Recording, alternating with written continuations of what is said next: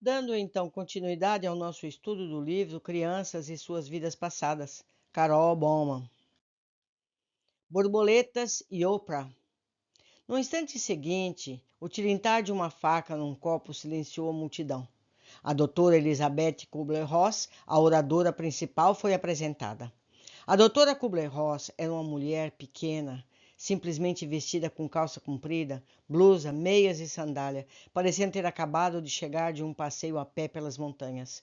Embora sua aparência fosse modesta, suas palavras nos fascinaram.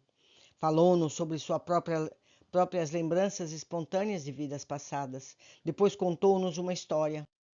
Imediatamente após a Segunda Guerra Mundial, sendo uma jovem médica suíça, viajara por toda a Europa para ajudar a tratar os sobreviventes recentemente libertados dos campos de concentração.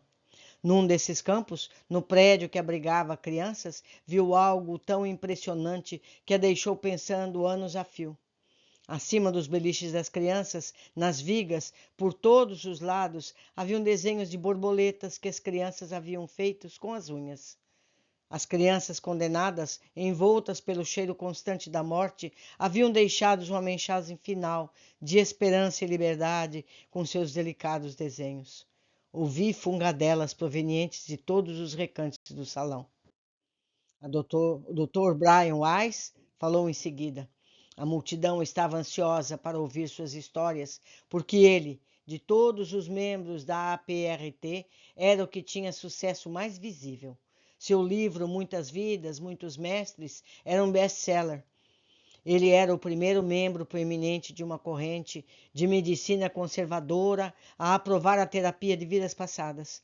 Todos sabiam da importância daquilo para a mais ampla aceitação de seus trabalhos. Dr. Weiss voltou a contar a história de como descobriu a regressão de vidas passadas, o caso de Catherine, em que o seu livro se baseia.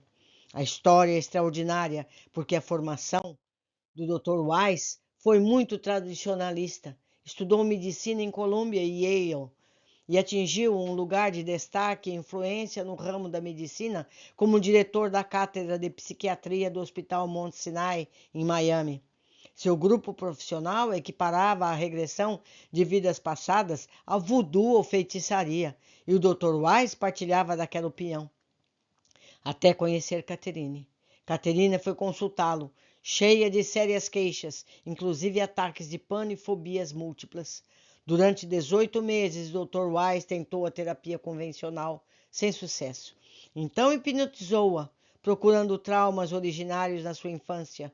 Quando ele a instruiu a voltar ao tempo em que os sintomas surgiram, ela se lembrou do que pareceu ser uma lembrança de vida passada, vívida e coerente. Ainda em transe hipnótico, Catherine também falou sobre fatos da vida pessoal do Dr. Weiss, que era impossível que ela conhecesse. Aquele foi o golpe definitivo que alterou as crenças do Dr. Weiss. E como prova adicional de que algo significativo havia acontecido durante aquelas sessões, os sintomas de Catherine começaram a se dissipar imediatamente após a regressão e desapareceram depois de alguns meses de terapia intensiva de vidas passadas. Foram precisos 8 anos para que o Dr. Wise adquirisse a coragem necessária para publicar o relato extenso do caso de Catherine. Sabia que se arriscava a ser censurado pelos colegas psiquiatras por descrever uma regressão de vida passada como uma modalidade terapêutica legítima. Mas, ao invés de ser jogado no ostracismo pela comunidade médica, recebeu cartas e ligações telefônicas de gratidão de outros psiquiatras de todo o país que já haviam descoberto que a terapia de vidas passadas curava seus pacientes. Ficaram gratos pelo fato de que o eminente Dr. Wise tornara pública sua história, pois a partir de então eles poderiam estar mais próximos de seus próprios sucessos. Alguns desses terapeutas estavam presentes ali naquela noite, ouvindo o Dr. Wise contar a sua história. O discurso do Dr. Wise era fascinante, mas eu ansiava pela hora das perguntas e respostas para que pudesse lhe perguntar por crianças. Claro que ele deveria ter trabalhado com crianças. Teria regredido alguma? Quando chegou a hora, ergui o braço como uma estudante ansiosa, mas ele sempre passava por mim e escolhia outra pessoa na plateia. Finalmente fiquei quieta e desisti. Teria que atrair a atenção dele de alguma outra forma, em outra ocasião. Animei-me novamente quando as perguntas provocaram uma discussão sobre o circuito de entrevistas e programas de TV. O Dr. Wise tinha aparecido em quase todos os programas do país. Ele entendia do assunto. Advertiu a outros terapeutas sobre as armadilhas em que alguns programas tentariam fazê-los cair, procurando desacreditar a terapia de vidas passadas simplesmente pelo sensacionalismo e pela confrontação diante das câmeras. A doutora Hazel Denning, uma das matriarcas da APRT, resolveu cometer o caso do programa de Oprah Winfrey, programa de entrevistas de maior audiência nos Estados Unidos, no qual a entrevistadora e sua equipe estavam realmente interessados no que elas tinham a dizer, desejando chegar ao âmago dos assuntos interessantes, ao invés de encenar um programa vulgar e sensacionalista. Outros membros da APRT, que também se apresentaram em programas nacionais, relataram seus casos. Eles fizeram as aparições na TV parecerem normais. Já podia me ver participando de um programa. Com esse pensamento, percebi uma coisa. Senti no meu corpo aquele instante que também apareceria no programa da Oprah. Repeti minha premonição uma semana depois, dizendo para minha cabeleireira Kathleen que eu iria me apresentar naquele programa.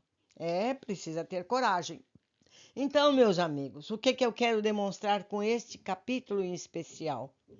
No passado, as pessoas iam para a fogueira física, eram queimadas quando traziam assuntos relacionados a vidas passadas, reencarnação e até mesmo que a Terra fosse redonda.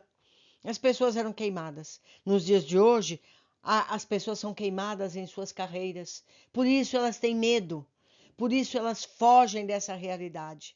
Mas o Dr. Wise e outros tantos, como a própria Carol, se mostram, têm coragem e finalmente não são queimadas. Então, meus amigos, é hora de encarar essa verdade. Deixo você hoje por aqui pensando em tudo isso e tendo coragem de encarar a verdade. Um abraço e até breve.